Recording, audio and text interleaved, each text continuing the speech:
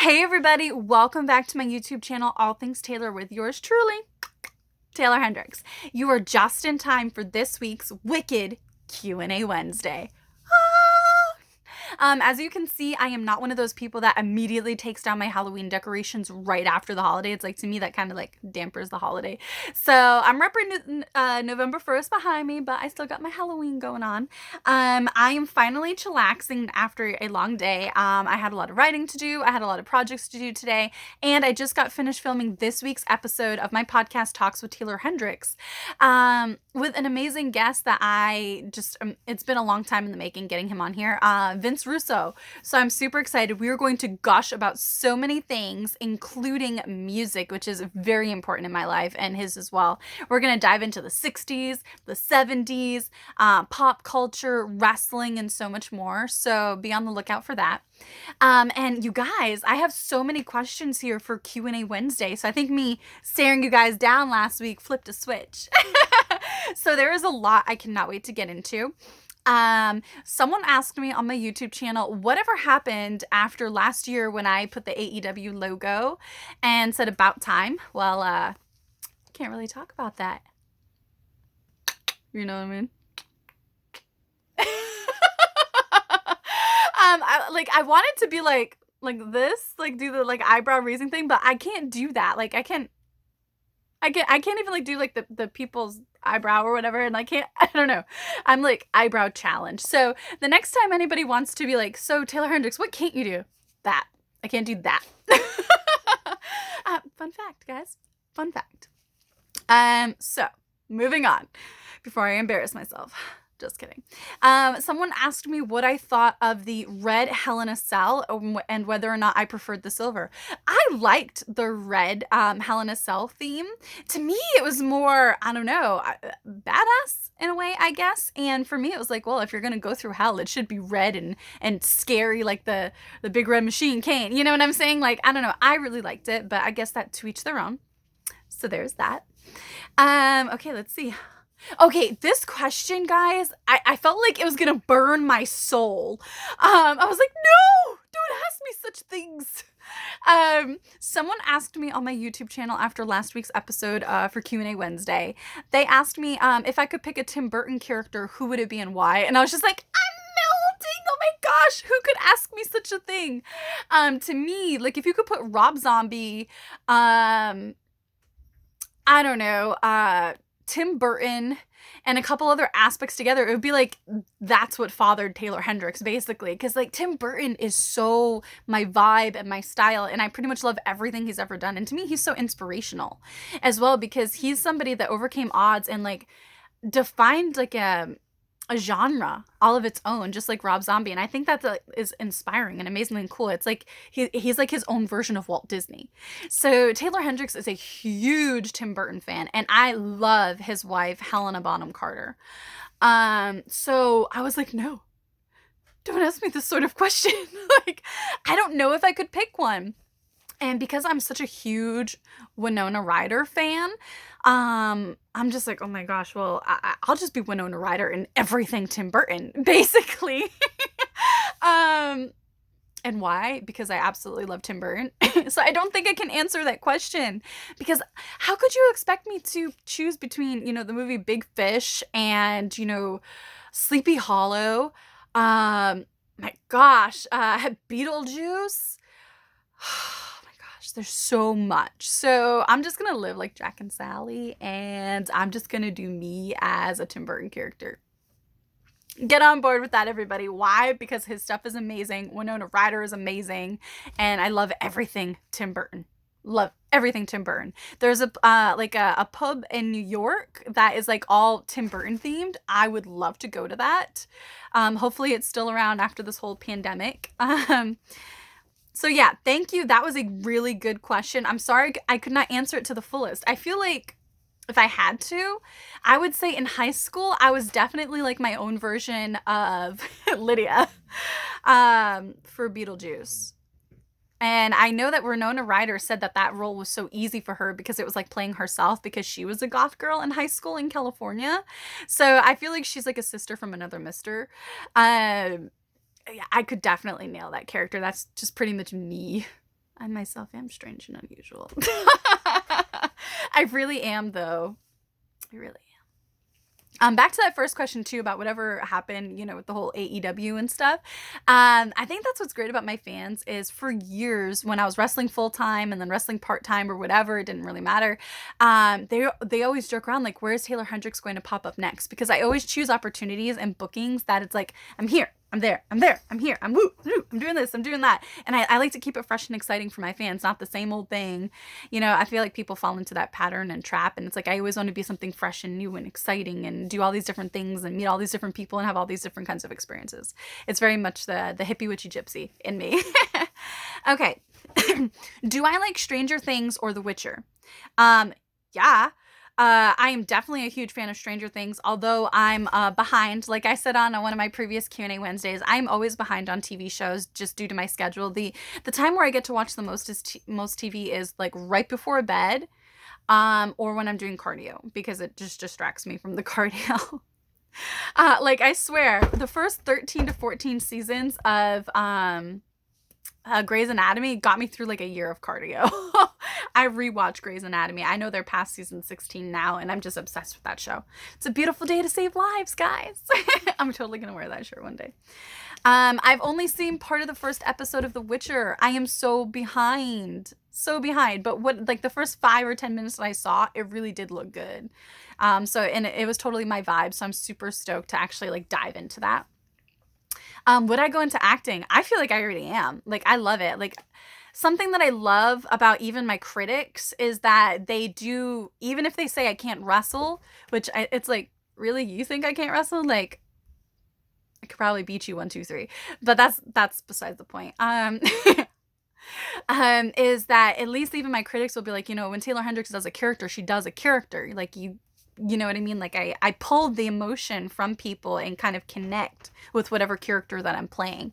And that kind of leads into another question that another person asked me was, how do I play an evil persona in wrestling and then I'm like super positive and happy and uplifting on social media? And it's because wrestling, it's an act, it's a physical performance sport.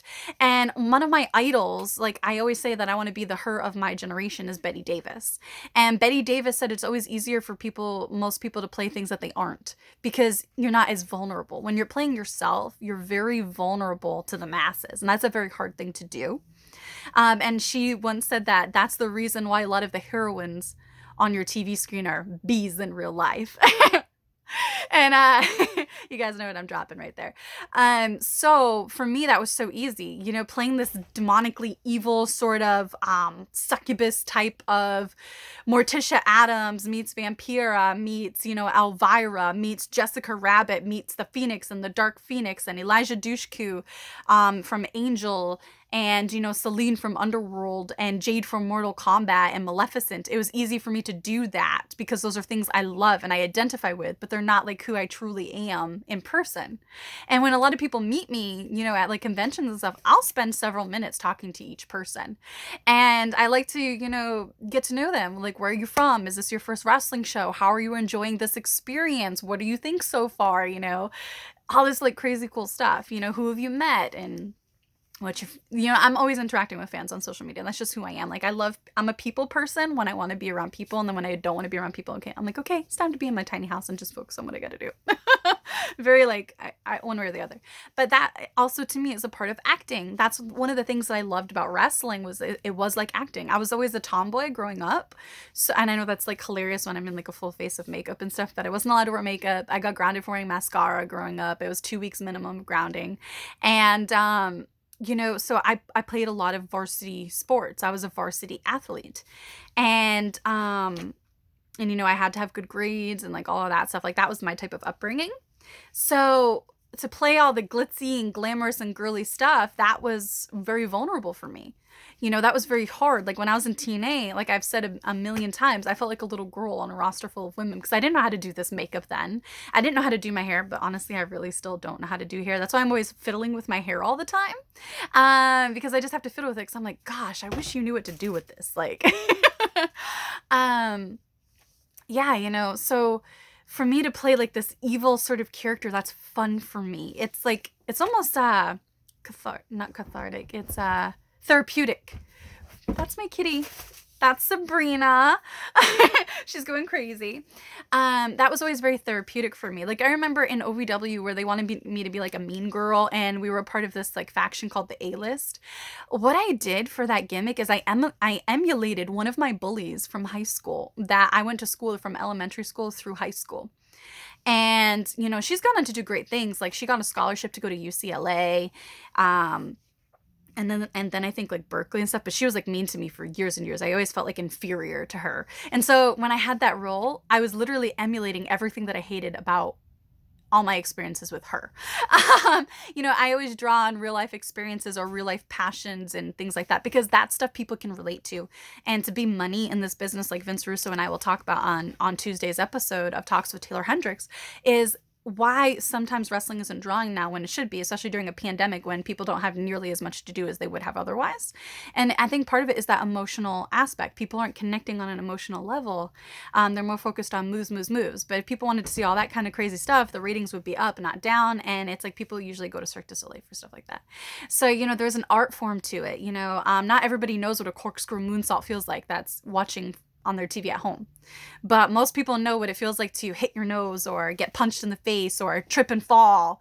You know, that was something Al Snow taught us. Like, you know, the average wrestling fan has never set foot in a ring. They've never wrestled. So they can't relate to most of the moves that you do. But there are like 7 core things that you do in wrestling that they can relate to. Everybody's bumped their head on a cupboard at least once. You know, everybody's tripped and fallen at least once, whether it's on their back or, you know, forward, so forth and so on. He went into a whole spiel about it, and it's actually very intelligent. I learned a lot from that when I was in developmental for that stuff. So to circle back to both of those questions, that's how I'm able to be myself on social media with humor and whatnot. And I can also, you know, separate myself and play a character. I think that's a very big strength of mine. You know, I wrestled according to my character. I dress according to my character. You know, like anybody that's seen me at conventions, I never show up in sweats and stuff to a convention, because to me that's just rude. It's like people are paying hard-earned money to see you and stuff. They don't want, you know what I mean? And I don't show up to shows, you know, in sweats and stuff, because it's like, dress for the position you want is how I was taught, not the position you have. If you look crummy, the company that booked you and is investing money in you looks crummy by default. So I was always trained to dress for the position you want, not the position you have, and to make everybody look good. And so that's what I learned to do. It just took me a lot longer to make myself look good. I was always worried about making everybody else look good. So I'll know how to take other people's moves and stuff, but then my stuff always came secondary. So later on in my career, I had to learn how to also make myself look good. And so, yeah, that's why to me it was so easy to play an evil character and be myself on social media. And the acting aspect is always what drew me to wrestling. You know, as a kid, like Sensational Sherry, there's a lot of her influence in my work. Lisa Marie Varon, when she was like that psychotic, broken like character, like there's a lot of that in my work. There's a lot of influences that I drew from Velvet McIntyre, stuff like that. So I would totally go into acting, and I would throw myself into that. I love it so much. I love films. Films and music have had such a huge impact on my life. Let me see now. Somebody was commenting on my thoughts about people bullying Lana.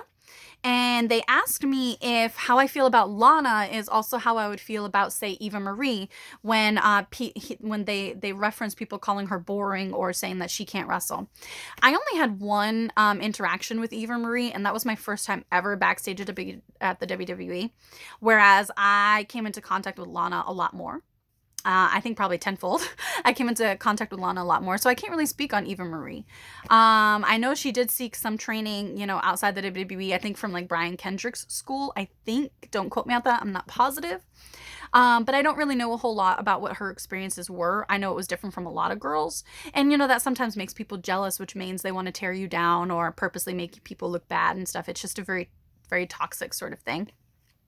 Which also makes no sense, because the more people you make look good, the more people that want to make you look good.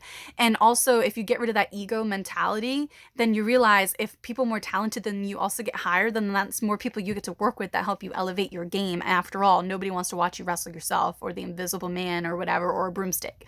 Like, you need new people to wrestle. You can't wrestle the same people over and over and constantly expect people to pay hundreds of dollars to see it.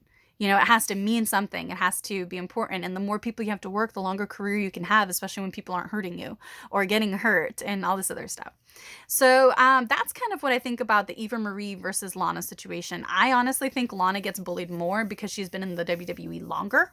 So it's more opportunity to be vulnerable and more opportunity and exposure for people to be really mean to her. But Eva Marie was put at the forefront very quickly and very early on, especially on like Total Divas and stuff. So that's also, you know, areas where a lot of people were probably bullying her. I remember going backstage one time and fans that were up on a high rise outside, like maybe like an overpass or something, and then the parking area for extras and for talent and stuff was like down below it, so the overpass was looking over it like a bridge kind of, and they thought I was Eva Marie because of my red hair, and they were like, you can't wrestle and all this other stuff, and I was like, oh really? Because I'm pretty sure I'm here because I can.